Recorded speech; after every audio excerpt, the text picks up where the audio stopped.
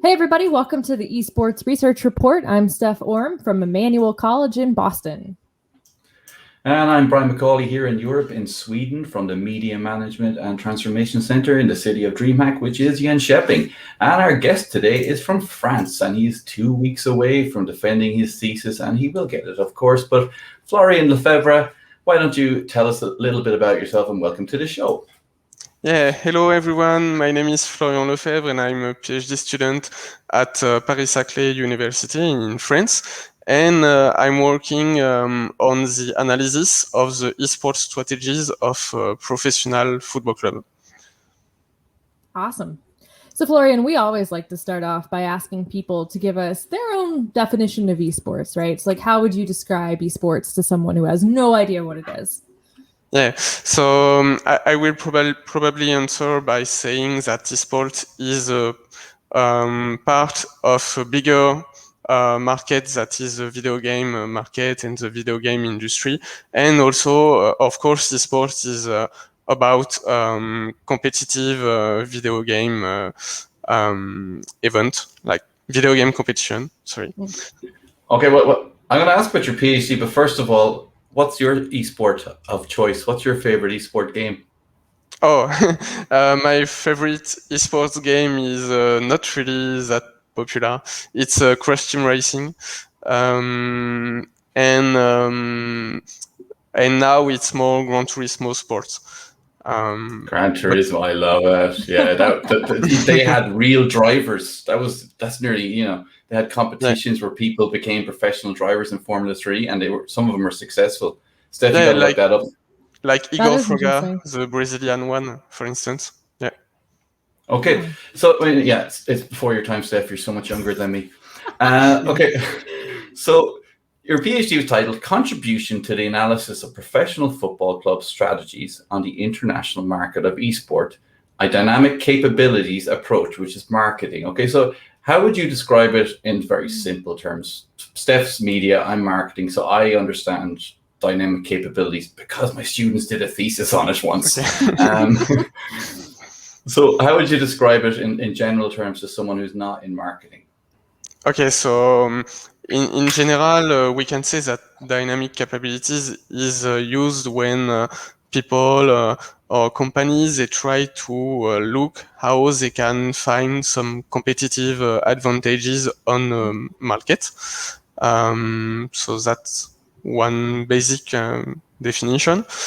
And about the esports division of football club, this topic was pretty new, and I like of course, the dynamic feature of dynamic capabilities, because it allows me to have something a bit flexible, flexible framework to analyze the development of their esports strategies.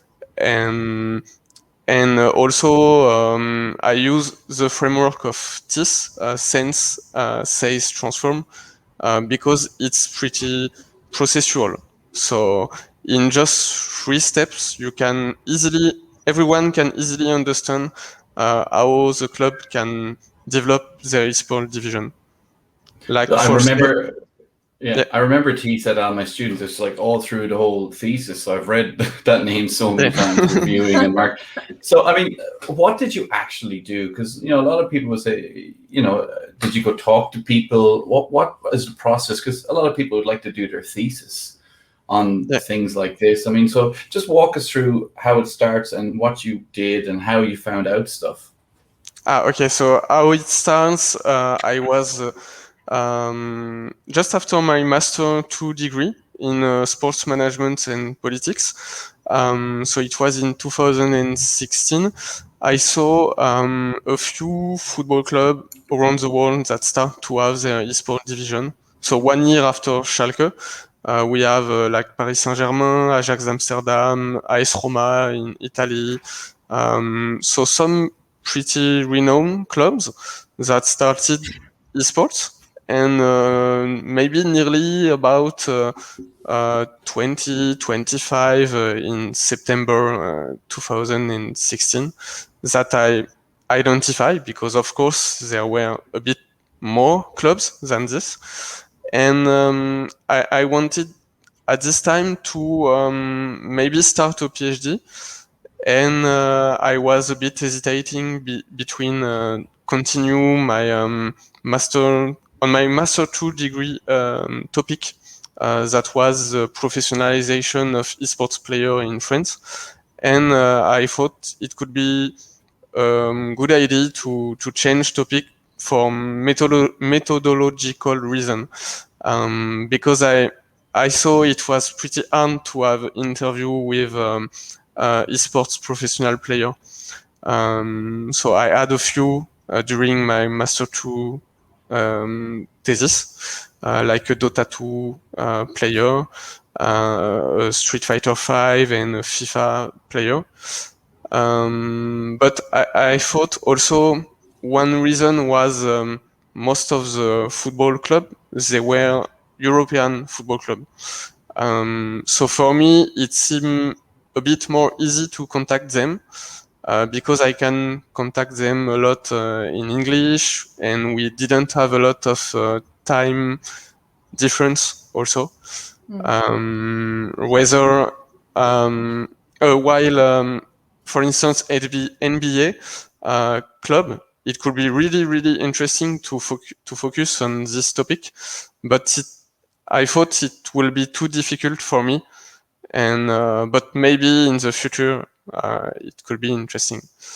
So just to answer how I do this research, my methodology was more on interview with football esports manager of football club, and so I try to have the best possible number of interview to cover different perspective, like football clubs that will only go to a football game like FIFA or Pro Evolution Soccer or FIFA Online, and also clubs that will go on more core esports game like Counter-Strike, Global Offensive, League of Legends, and more recently even Fortnite.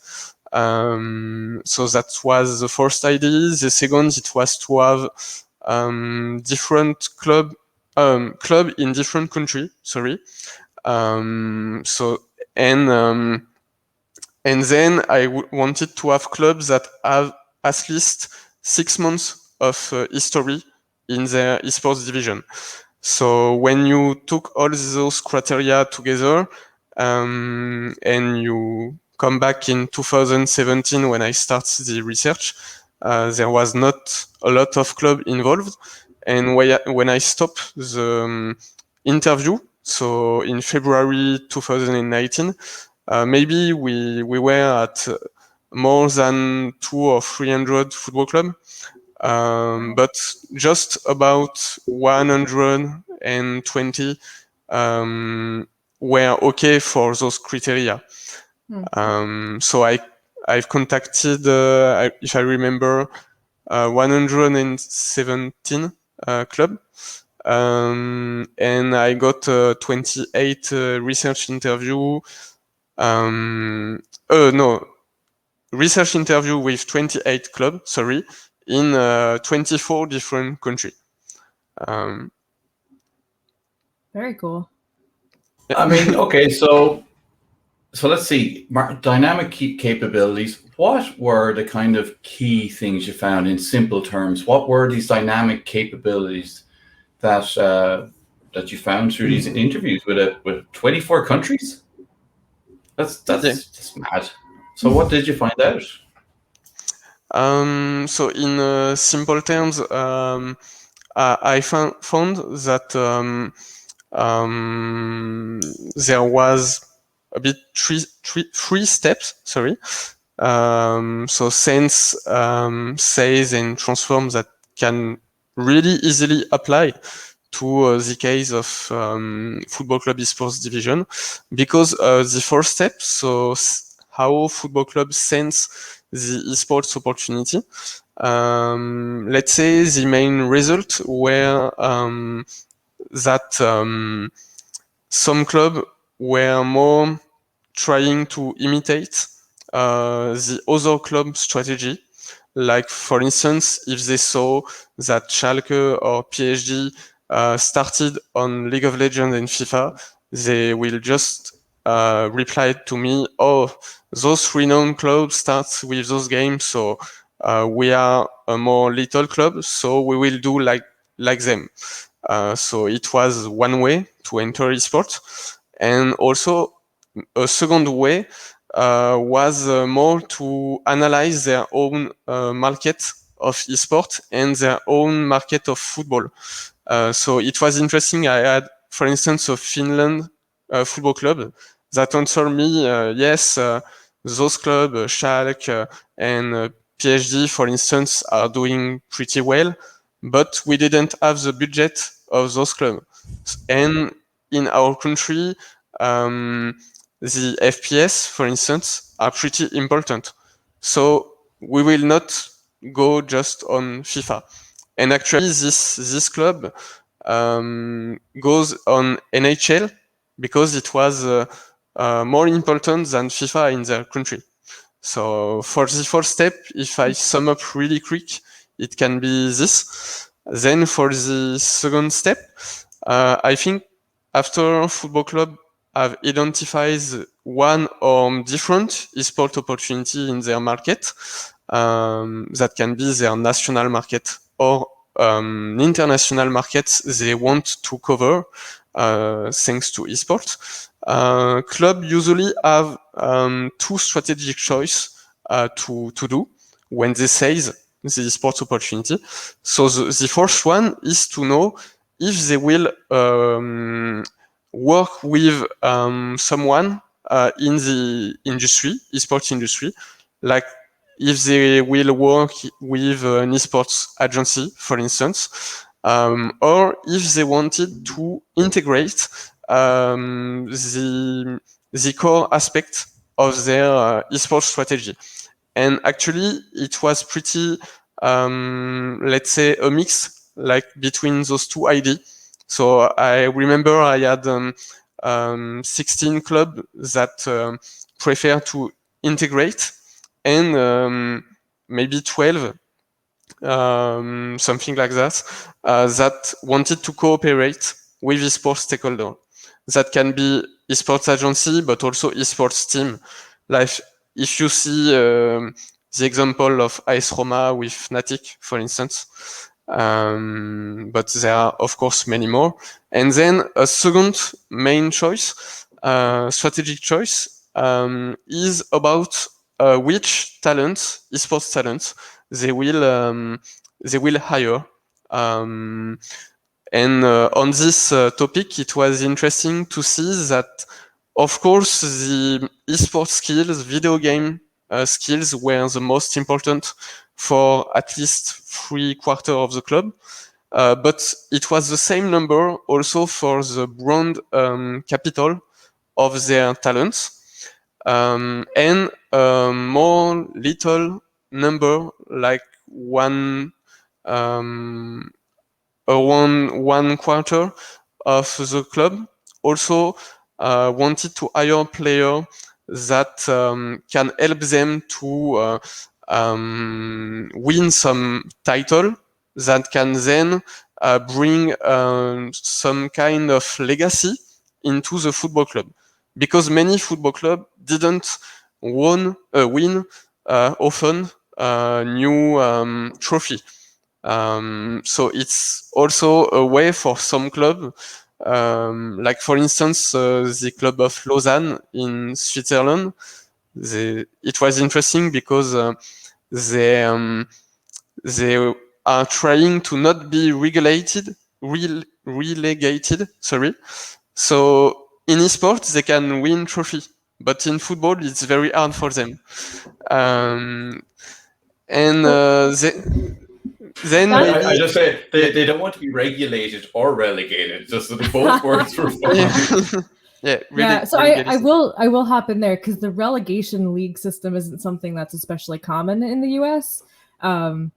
But this is, again, I'm going to remind you, because we're doing a lot of football themed ones. This is soccer to you. yes, okay, yes, just don't get too confused. Yeah, we're talking about Every time. soccer Americans. I know every time we talk about this. But yeah, the relegation league, right, as I understand it, is like you can be demoted, right, from like a more prestigious league if you're not very good. So that's obviously something you want to avoid. Whereas here you can be you can be the worst team in the NFL for like 20 years and it's fine. Like no one cares. And there I'm talking about American football, of course. But I think this is really interesting. So you can have a team that sucks, right? Or is really bad at their traditional sport and is trying to like make up for it with esports, which is really fascinating to me. Well, there's a parallel, Steph. There's grassroots, right? So if you support a club in the third division in England, you can afford to bring your kids and to a game. So there's a lot of, and they're local. So it's not the big clubs are like Paris Saint-Germain or Arsenal. You're paying €60, $100 or whatever for a ticket. Hard to get. It's grassroots. It's like they're like local tournament, regional esport tournaments as well. Yeah. Kind of like what we have here. We have like the AAA baseball teams and stuff where the players get called up to play in the major leagues. Sort of a similar kind of logic there. But anyway, I found that super, super interesting. So I had to comment on that. I'm also hearing a lot of similarities, Brian. You know, on our last episode, we had Tobias on, right? And talking a lot about, bridging these connections between traditional sports and esports. And so I'm hearing a lot of similar sort of things being discussed here, which is really cool to see those connections. Yeah, and maybe just before to point out the last step of the result and the model, when you speak about this idea, it brings me something in mind that was, of course, not every club has the same strategic objective towards esports. So I pretty saw also that when clubs are not that big, not like FC Barcelona or Paris Saint-Germain, those kind of clubs, they cannot really afford also to support the salary of player on main esports game, so that they have to try to find some idea to enter those esports scene if they want to enter it. But of course, it's not always the case. And that's also the reason why some clubs start on second division, like you have FC Nantes in France. They started on the second national division of the French League of Legends league. And many clubs has to face this issue because since a lot of time, all the things that are not related to football in football club, many clubs are understaffed. So they didn't have enough money for marketing and communication stuff. And esports in many clubs enter in this category of stuff and project. And so they, even if some club can earn, I don't know, maybe 30 million per year, those million are for football.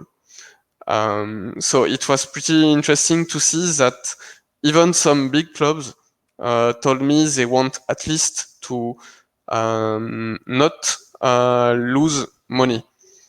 And so it's at first it can be pretty weird. I agree. And maybe it can be also a reason that for the third and last step of the model and the result, the number of clubs in the samples that really started to invest a bit of money, for instance, to start esports facilities are pretty low. So you have Beşiktaş in Turkey that has an esport base. You have a club, Orlando Pirates in South Africa. They have also an esport base. with some sponsors that support them, and a few other clubs that has. I remember a club in Poland, because they are near Katowice. They have, let's say, a gaming house into their football stadium, and they can use it both for football, fans that maybe like both football and esports, but also maybe also esports team that want to get prepared for Katowice. But yeah, maybe to be more clear, for the last step was how football club can use esports to enrich their business model. And I say to enrich because, of course, the amount of money that they can attract thanks to esports, it's still really little amount of money if we compare to, let's say, for example, money that they can attract through sponsorship in football. And so I identify 4 main ideas on which they can start to enrich their business model thanks to esports. So it was, of course, organizing esports event. So I had, I think, nearly half of the club had organized at least one time an esports event in the sample. Then also the growing monetization of the esports platform, like Twitch, which is pretty famous, but of course we have a lot of other platforms.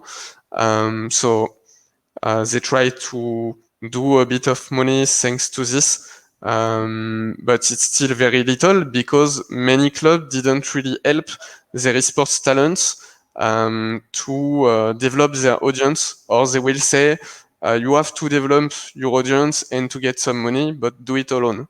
If I if I sum up pretty bad, but it's the idea. And just it's interesting because just a few clubs have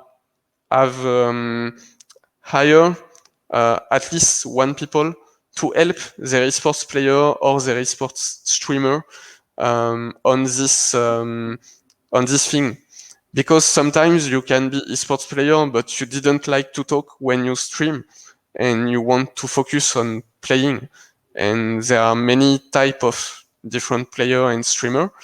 Then the third one was the development of an esports facilities. So there can be different type of facilities, from very little esports room to more important gaming house or esports basis. And again, it's interesting to see that just it was 10 club out of 28 that has at least an esports room. So all the other club, their player didn't really have a space dedicated to play and to portray the brand image of their football club that they represent. And just on those clubs, just maybe 2 or 3 has an esports base. So it's very little. And since the data collection now, I think a few started a project, but it's still pretty little. And the last one that is really, really, really little in their business model is merchandising. Because not all club has the ability to hire an esports player that has a large following. So it's not really easy at the moment to earn a lot of money through merchandising. And it really depends also on the success of their esports division on the social networks. Because just for instance, if you look at all the clubs in the sample, only, I think I checked it a few weeks before, only 5 or 6 clubs have more than 100,000 followers on Instagram. So just 6 out of the 28. Yeah, no, this actually, I'm marketing, so I can see it sounds like a great thesis, to be honest.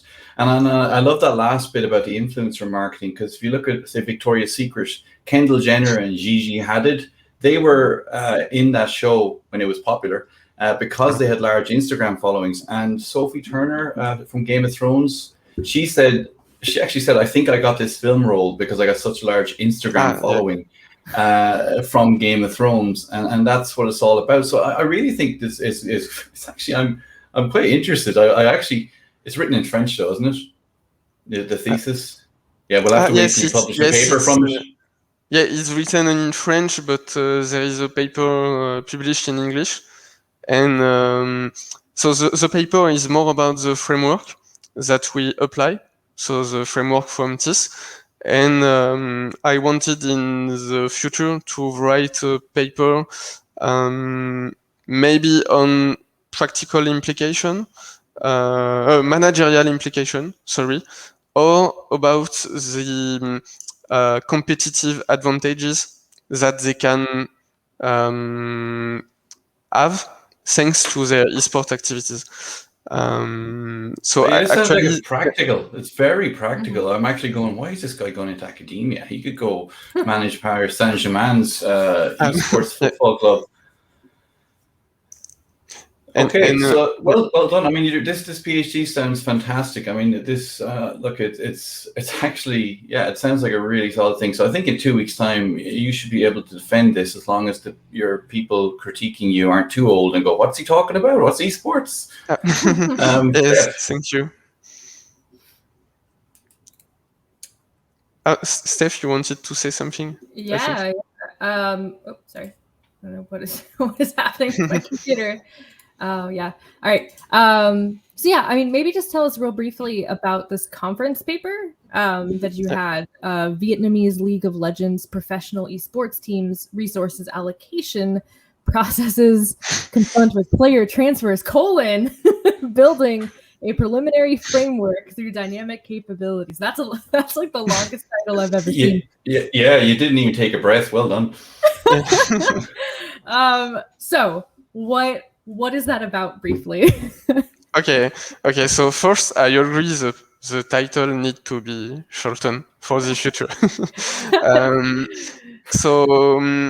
The main idea, I mean, on this paper, for me, it was to start to have little understanding about the Vietnamese esports ecosystem. And I have to say, at that time, in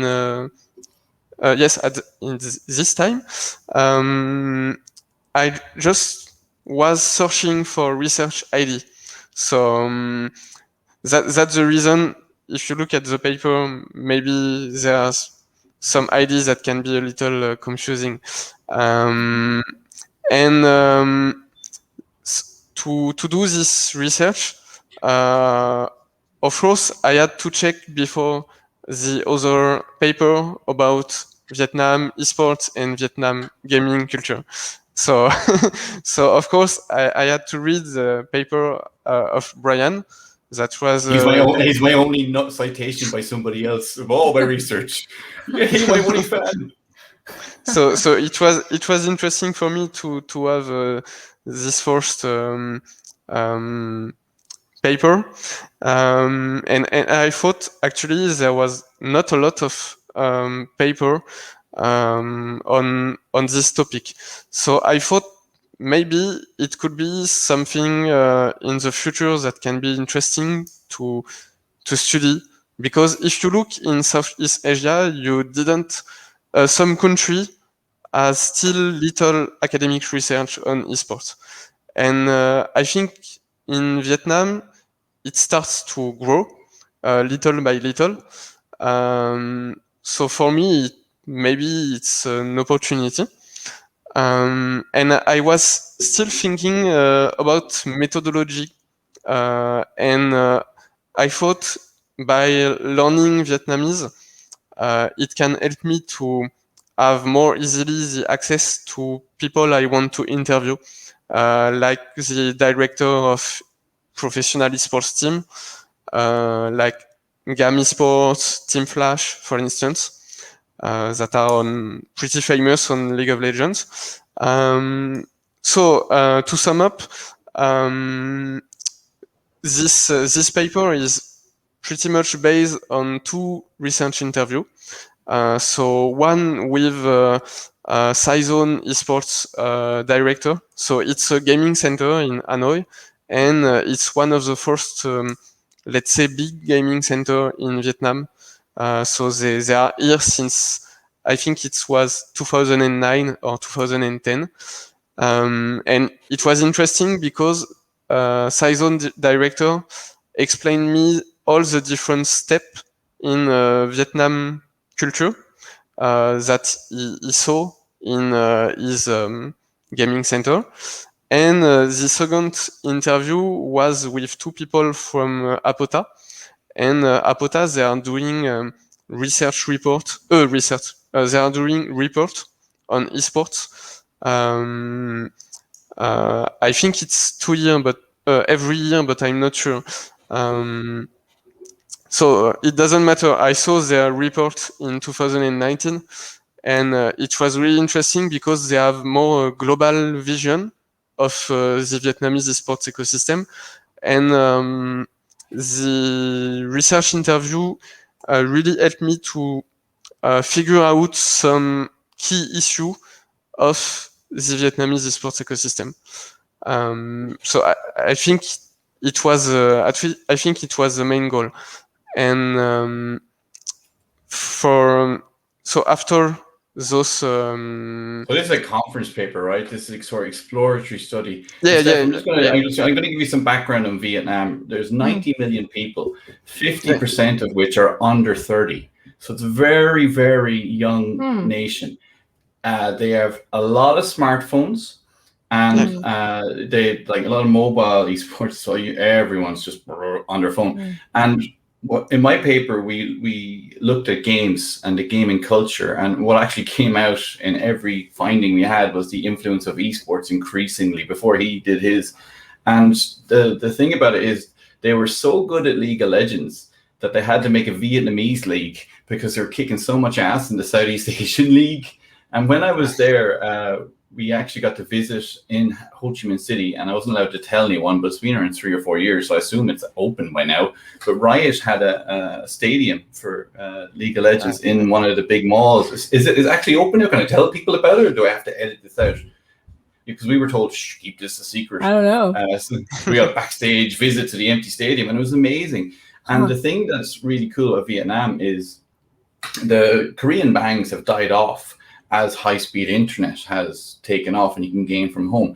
The worst internet I've ever had in my life was Vietnam, and it was all 5 Mbps. You know, it's just awful. So they have a lot of cyber cafes, and it's kind of cheap because it's a developing country. Stuff is cheap there, and you spend less than $1 an hour sitting in these cafes, which are you're shoulder to shoulder with people, maximize space.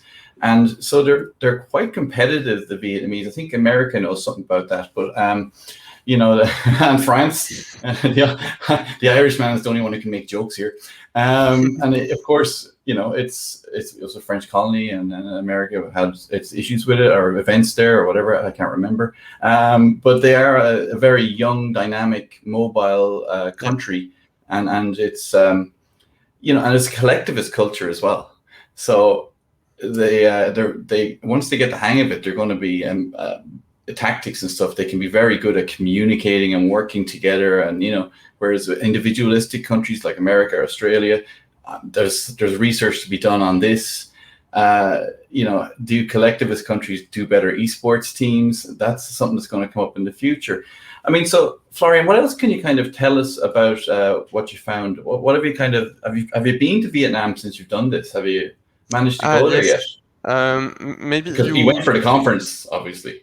It was in Vietnam, right? I present the conference online, so unfortunately I was at home. But I had the chance to go to Vietnam in 2019 December when I present actually my PhD advancements to a seminar at the National Economic University. No, at the NEU. I think it's called NEU. So it's the University of Economic in Vietnam. And when you notice the gaming center, it's something that I was really surprised when I went to many gaming centers to understand a bit more the culture. And so I took a lot of pictures. And as you said, the culture is kind of a bit different than here in France because of the mobile games that are really important. But also, if we look at the gaming center, just in Hanoi, you will have more than 10, maybe now 15 gaming centers that are pretty big if we compare to France, because in those gaming centers, you will find from 100 to 300 just PC.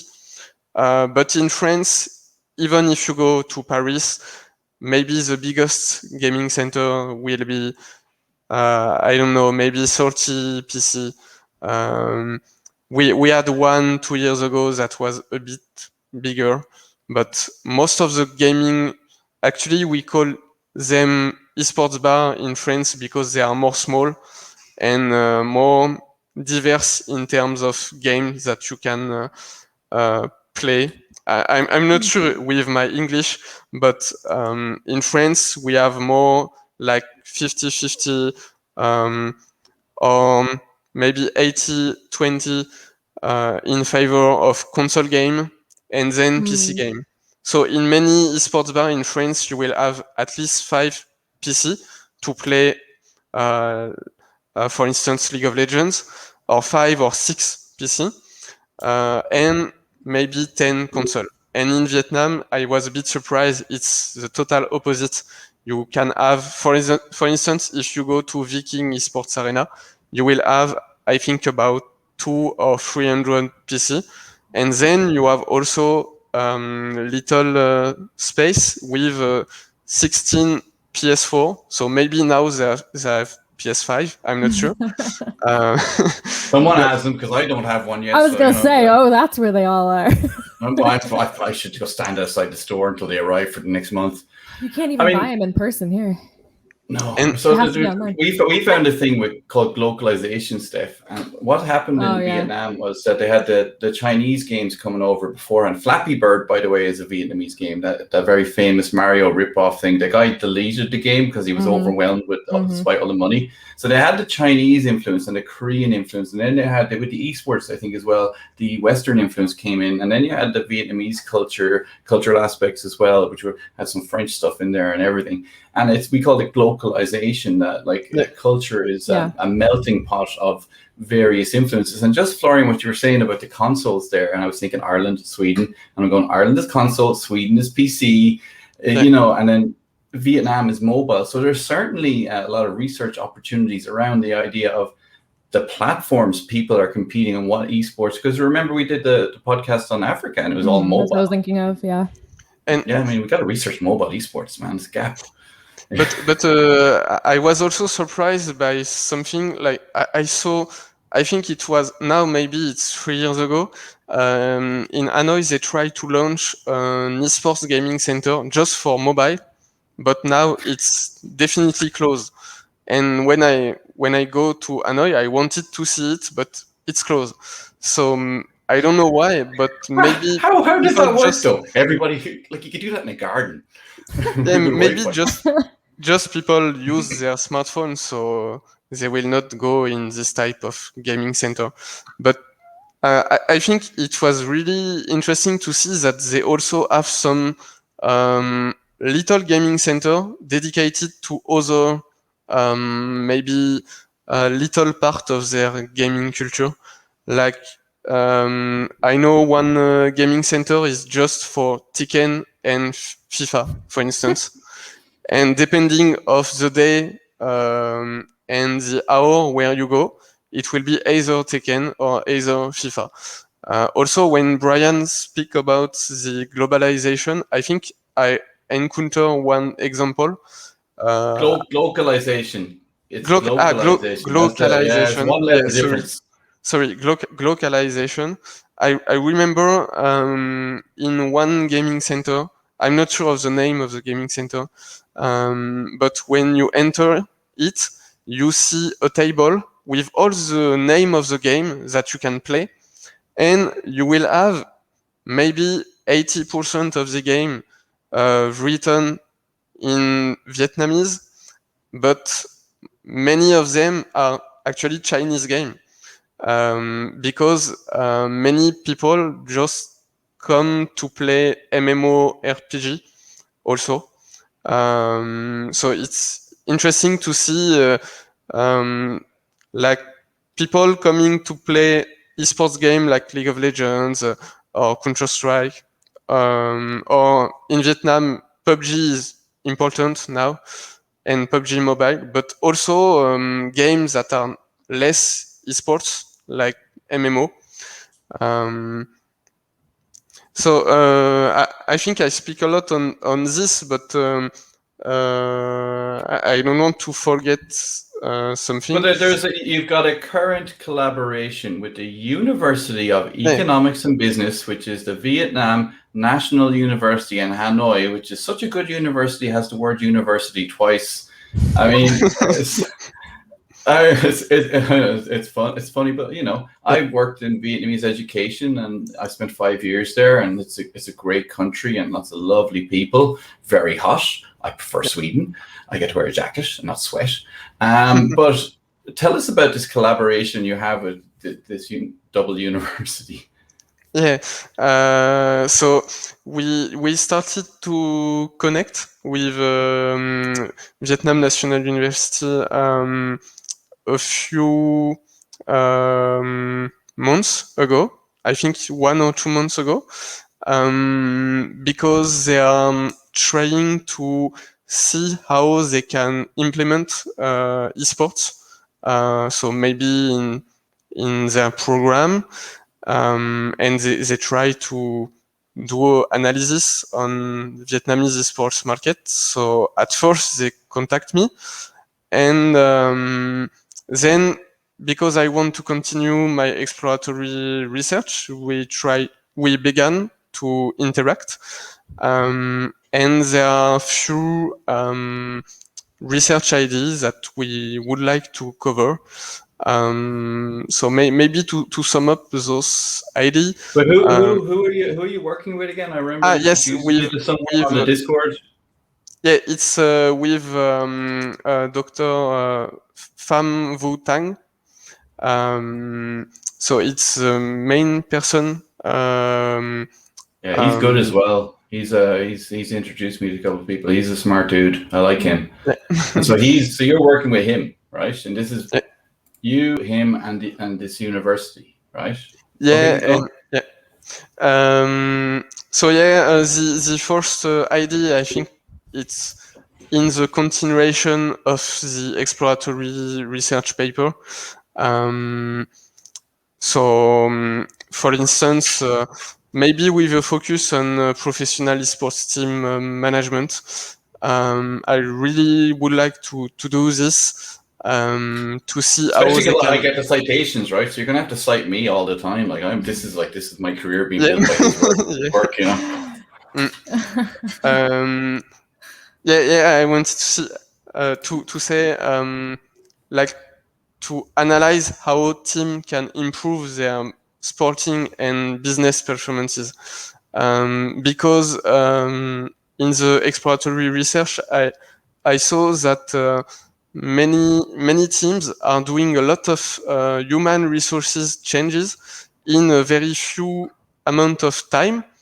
And actually, we didn't really know if they are performing well thanks to all those changes, because some team sometimes will do less changes and also perform well, and other can do also less esports human resources changes and perform very bad. So it's not that easy to identify how they do this. So I think it could be the first idea, maybe this focus on professional teams. And then we have, I think, at least one or two other ideas for the postdoc research. Maybe an idea about the analysis of the development of esports program in schools and university in Vietnam. Like for instance, NEU, they has a student, how we say this, a student association, I think, and they organize esports events since 2 years. But there are not a lot of universities that are doing this. And also, maybe the last idea is more about esports and institution. So, for instance, I really would like to analyze the implementation of esports competition in SEA Game, and they will held in Saigon, in Ho Chi Minh City, you mean? I think it will be in Hanoi this year. But you know, Ho Chi Minh City is the official name now. Saigon's the old name. Yeah, that's the old French legacy there. But yeah, we all call it Saigon. Yeah. It took me at least 3 years to stop calling it Saigon because Saigon's a beautiful name. Ho Chi Minh City. Ho Chi Minh was a great man. To be honest, he really was. So it's Ho Chi Minh City officially. You got to be a little bit careful with that one. Yeah. So yeah, but no, this sounds really, really great. I mean, and I really look forward to you paying for my flights out there to collaborate in the research so I can visit all my old friends. I mean, I was a very generous offer, and I'm just committing it to the podcast now that you are going to fly me out there, right, to go help you with the research, right? This is official. Like anyone listening, Florian's nodding. Yeah, say yes, Florian. Okay, no, okay, I'll get MMTC to fund me. Don't worry, but I'm coming out to see you when you're doing this. Sorry, but it's awesome. I'm so, I think it's an amazing project, and I think you're really smart in everything you've done with the PhD and seeing that gap. I think you're really adding tangible value to research through your projects in both senses. And I look forward to so many publications by you that cite my paper as well. More to come, yes. So yes, that are maybe the main recent project, but of course I will try to integrate myself with Vietnam National University, so University of Economic and Business of Vietnam National University. So of course then can be projects that can be a bit modified. It's logic. I don't know if maybe we can notice the conference if you want now. Yeah, absolutely. I think we're ready to wrap it up, Steph. What do you reckon? Yeah, I think so. So a lot of times we like to ask about sort of future research. Maybe what's an idea for something you would like to see other scholars study about esports? What's a topic that you think needs more attention? You mean globally or yeah, it could, nationally, globally, locally, any of it goes. Okay. So actually, I didn't mention about this before, but I'm really passionate about sim racing and esports. And I saw that there are almost no research paper on this topic. So it's like a niche, and I didn't see a lot of paper on this topic, while maybe the commercial potential is maybe one of the biggest, because in many sim racing esports scene, you have the manufacturer that are involved.